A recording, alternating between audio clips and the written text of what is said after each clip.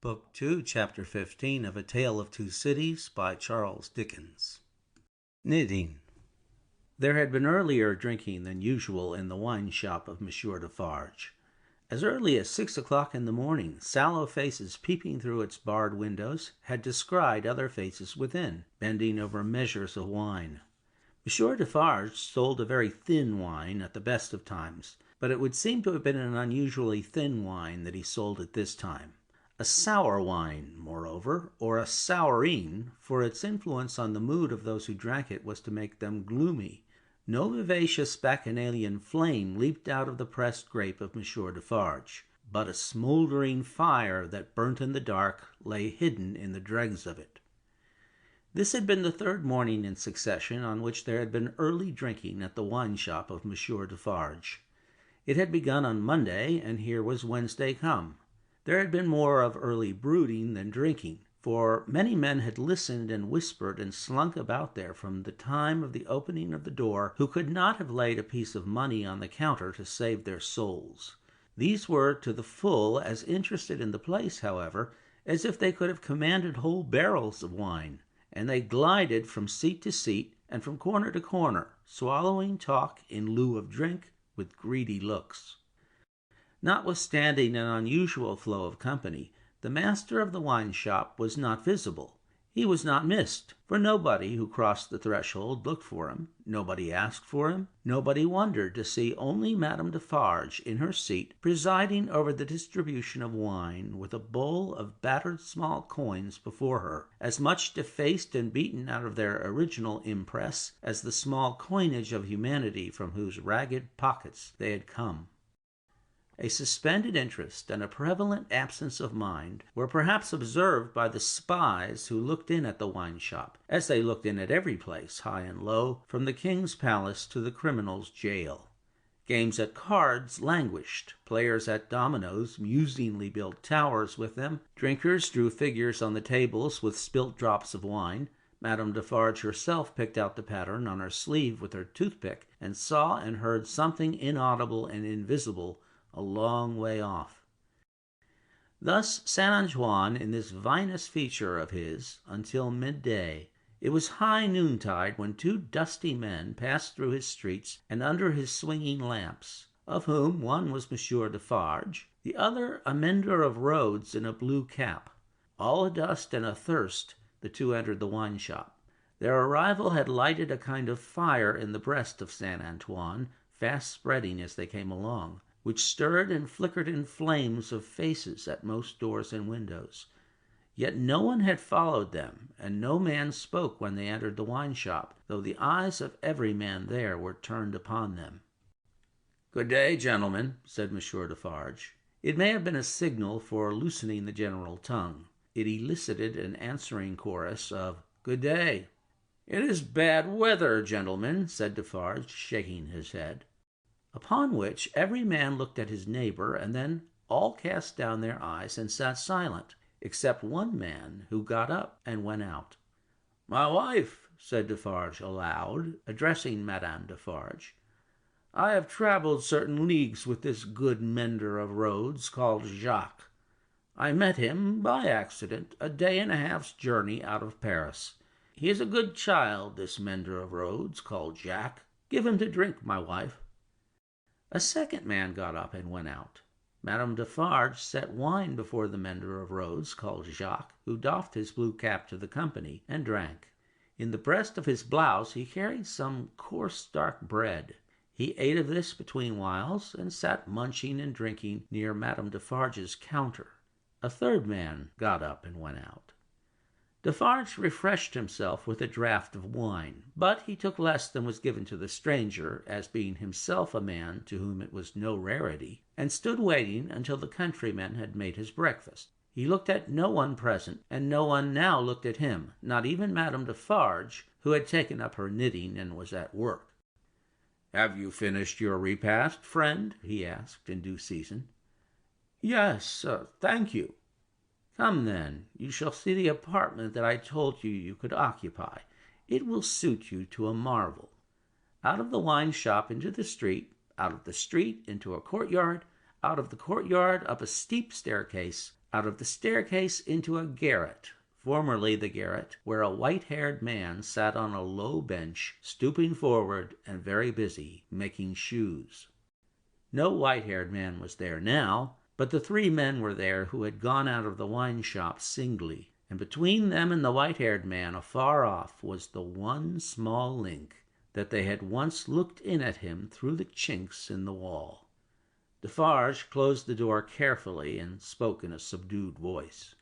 "Jacques 1, Jacques 2, Jacques 3. This is the witness encountered by appointment by me, Jacques 4. He will tell you all. Speak, Jacques 5. The mender of roads, blue cap in hand, wiped his swarthy forehead with it, and said, "Where shall I commence, monsieur?" "Commence," was Monsieur Defarge's not unreasonable reply, "at the commencement." "I saw him then, messieurs," began the mender of roads, "a year ago this running summer, underneath the carriage of the Marquis, hanging by the chain. Behold the manner of it. I leaving my work on the road, the sun going to bed, the carriage of the Marquis slowly ascending the hill, he hanging by the chain, like this." Again the mender of roads went through the whole performance, in which he ought to have been perfect by that time, seeing that it had been the infallible resource and indispensable entertainment of his village during a whole year. Jacques 1 struck in and asked if he had ever seen the man before. "Never," answered the mender of roads, recovering his perpendicular. Jacques 3 demanded how he afterwards recognized him then. "By his tall figure," said the mender of roads, softly and with his finger at his nose. "When Monsieur the Marquis demands that evening, say what he is like, I make response, tall as a spectre." "You should have said short as a dwarf," returned Jacques 2. "But what did I know? The deed was not then accomplished, neither did he confide in me. Observe, under those circumstances even, I do not offer my testimony. Monsieur the Marquis indicates me with his finger standing near our little fountain, and says, 'To me! Bring that rascal!' My faith, messieurs, I offer nothing." "He is right there, Jacques," murmured Defarge to him who had interrupted. "Go on." "Good," said the mender of roads, with an air of mystery. "The tall man is lost, and he is sought. How many months? 9, 10, 11?" "No matter the number," said Defarge. "He is well hidden, but at last he is unluckily found. Go on." "I am again at work upon the hillside, and the sun is again about to go to bed. I am collecting my tools to descend to my cottage down in the village below, where it is already dark, when I raise my eyes and see coming over the hill 6 soldiers. In the midst of them is a tall man with his arms bound, tied to his sides, like this." With the aid of his indispensable cap, he represented a man with his elbows bound fast at his hips, with cords that were knotted behind him. "I stand aside, messieurs, by my heap of stones, to see the soldiers and their prisoner pass, for it is a solitary road, that, where any spectacle is worth looking at. And at first, as they approach, I see no more than that they are 6 soldiers with a tall man bound, and that they are almost black to my sight, except on the side of the sun going to bed, where they have a red edge, monsieur. Also I see that their long shadows are on the hollow ridge on the opposite side of the road, and are on the hill above it, and are like the shadows of giants. Also I see that they are covered with dust, and that the dust moves with them as they come, tramp, tramp. But when they advance quite near to me, I recognize the tall man, and he recognizes me. Ah, but he would be well content to precipitate himself over the hillside once again, as on the evening when he and I first encountered close to the same spot." He described it as if he were there, and it was evident that he saw it vividly. Perhaps he had not seen much in his life. "I do not show the soldiers that I recognize the tall man. He does not show the soldiers that he recognizes me. We do it, and we know it, with our eyes. 'Come on,' says the chief of that company, pointing into the village. 'Bring him fast to his tomb.' And they bring him faster. I follow. His arms are swelled because of being bound so tight. His wooden shoes are large and clumsy, and he is lame. Because he is lame, and consequently slow, they drive him with their guns, like this." He imitated the action of a man's being impelled forward by the butt ends of muskets. As they descend the hill like madmen running a race, he falls. They laugh and pick him up again. His face is bleeding and covered with dust, but he cannot touch it. Thereupon they laugh again. They bring him into the village. All the village runs to look. They take him past the mill and up to the prison. All the village sees the prison gate open in the darkness of the night and swallow him like this. He opened his mouth as wide as he could and shut it with a sound snapping of his teeth. Observant of his unwillingness to mar the effect by opening it again, Defarge said, "Go on, Jacques." "All the village," pursued the mender of roads, on tiptoe and in a low voice, "withdraws. All the village whispers by the fountain. All the village sleeps. All the village dreams of that unhappy one within the locks and bars of the prison on the crag, and never to come out of it except to perish. In the morning, with my tools upon my shoulder, eating my morsel of black bread as I go, I make a circuit by the prison on my way to my work. There I see him high up, behind the bars of a lofty iron cage, bloody and dusty as last night, looking through. He has no hand free to wave to me. I dare not to call to him. He regards me like a dead man." Defarge and the three glanced darkly at one another. The looks of all of them were dark, repressed, and revengeful, as they listened to the countryman's story. The manner of all of them, while it was secret, was authoritative too. They had the air of a rough tribunal. Jacques 1 and 2 sitting on the old pallet bed, each with his chin resting on his hand, and his eyes intent on the road mender. Jacques 3 equally intent on one knee behind them, with his agitated hand always gliding over the network of fine nerves about his mouth and nose. Defarge standing between them and the narrator, whom he had stationed in the light of the window, by turns looking from him to them, and from them to him. "Go on, Jacques," said Defarge. "He remains up there in his iron cage some days.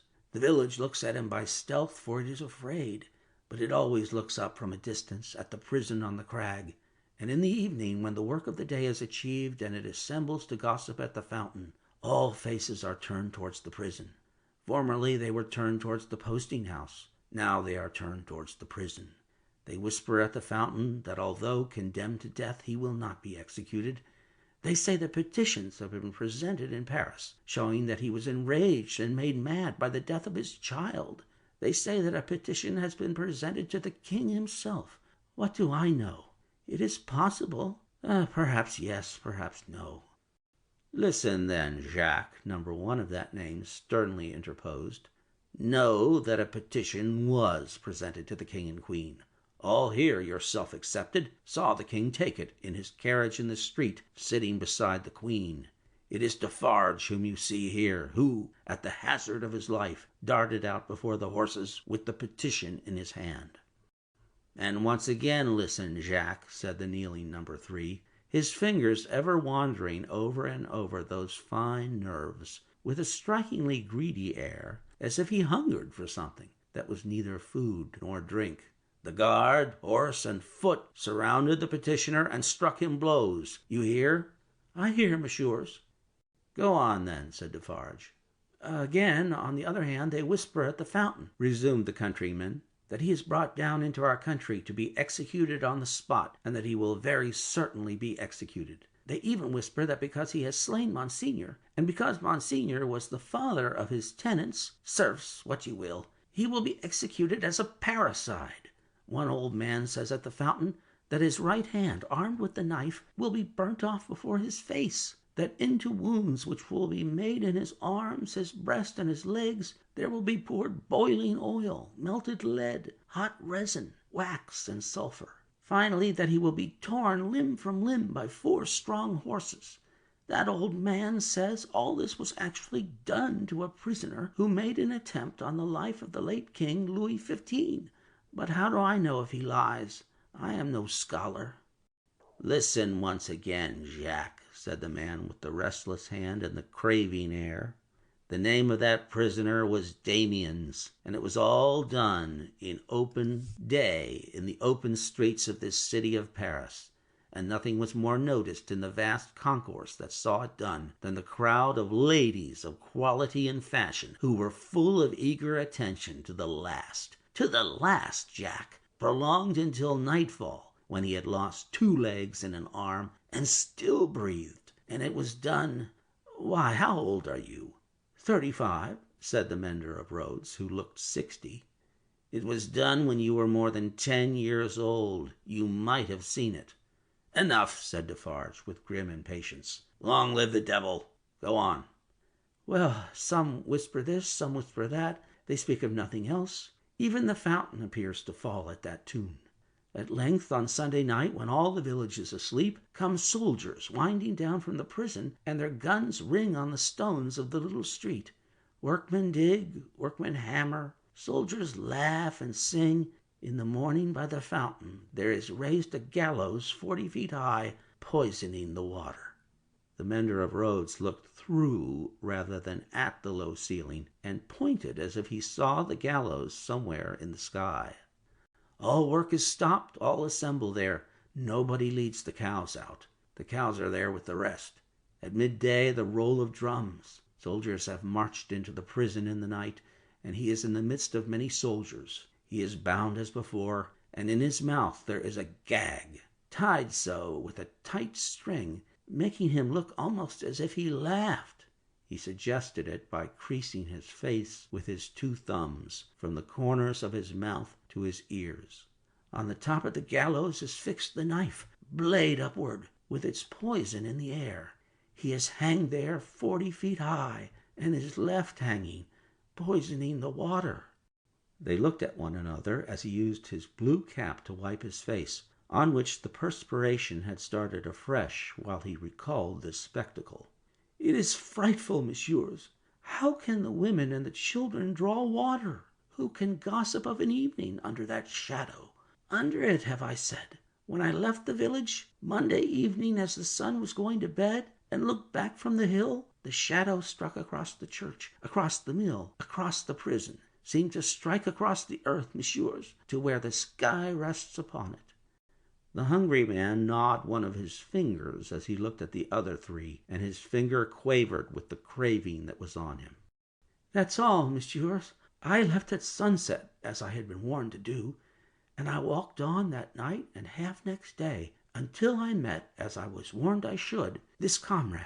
With him I came on, now riding and now walking, through the rest of yesterday and through last night, and here you see me. After a gloomy silence, the first Jacques said, Good, you have acted and recounted faithfully. Will you wait for us a little outside the door? Very willingly, said the mender of roads, whom Defarge escorted to the top of the stairs, and, leaving seated there, returned. The 3 had risen, and their heads were together when he came back to the garret. How say you, Jacques? Demanded number 1. To be registered? To be registered as doomed to destruction, returned Defarge. Magnificent, croaked the man with the craving.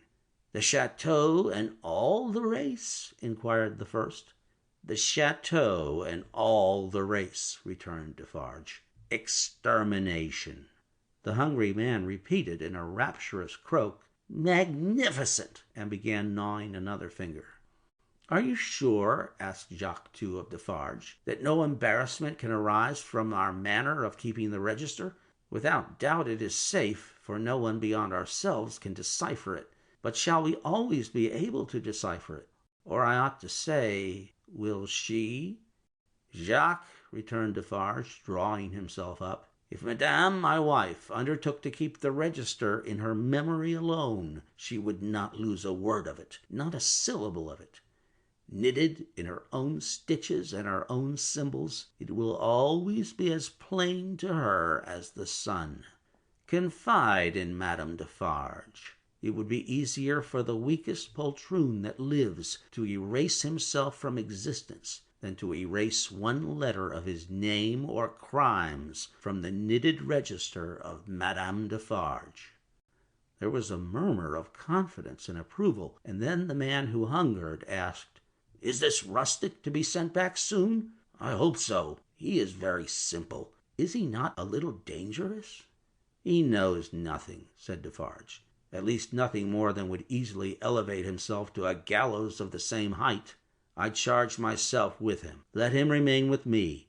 I will take care of him and set him on his road. He wishes to see the fine world, the king, the queen, and court. Let him see them on Sunday." "What!" exclaimed the hungry man, staring. "Is it a good sign that he wishes to see royalty and nobility?" "Jacques," said Defarge, "judiciously show a cat milk if you wish her to thirst for it. Judiciously show a dog his natural prey if you wish him to bring it down one day." Nothing more was said, and the mender of roads, being found already dozing on the topmost stair, was advised to lay himself down on the pallet bed and take some rest. He needed no persuasion, and was soon asleep. Worse quarters than Defarge's wine shop could easily have been found in Paris for a provincial slave of that degree. Saving for a mysterious dread of Madame by which he was constantly haunted, his life was very new and agreeable. But Madame sat all day at her counter, so expressly unconscious of him, and so particularly determined not to perceive that his being there had any connection with anything below the surface, that he shook in his wooden shoes whenever his eye lighted on her.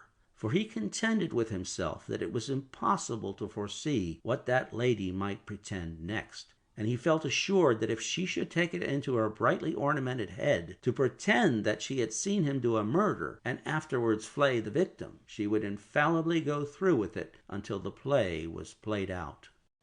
Therefore, when Sunday came, the mender of roads was not enchanted, though he said he was, to find that Madame was to accompany Monsieur and himself to Versailles. It was additionally disconcerting to have Madame knitting all the way there in a public conveyance. It was additionally disconcerting yet to have Madame in the crowd in the afternoon, still with her knitting in her hands, as the crowd waited to see the carriage of the king and queen. "You work hard, Madame," said a man near her. "Yes," answered Madame Defarge, "I have a good deal to do." "What do you make, Madame?" "Many things." "For instance?" "For instance," returned Madame Defarge composedly, "shrouds." The man moved a little further away as soon as he could, and the mender of roads fanned himself with his blue cap, feeling it mightily close and oppressive. If he needed a king and queen to restore him, he was fortunate in having his remedy at hand, for soon the large-faced king and the fair-faced queen came in their golden coach, attended by the shining bull's eye of their court, a glittering multitude of laughing ladies and fine lords, and in jewels and silks and powder and splendor, and elegantly spurning figures and handsomely disdainful faces of both sexes. The mender of roads bathed himself so much to his temporary intoxication that he cried, "Long live the king! Long live the queen! Long live everybody and everything!" as if he had never heard of ubiquitous Jacques in his time.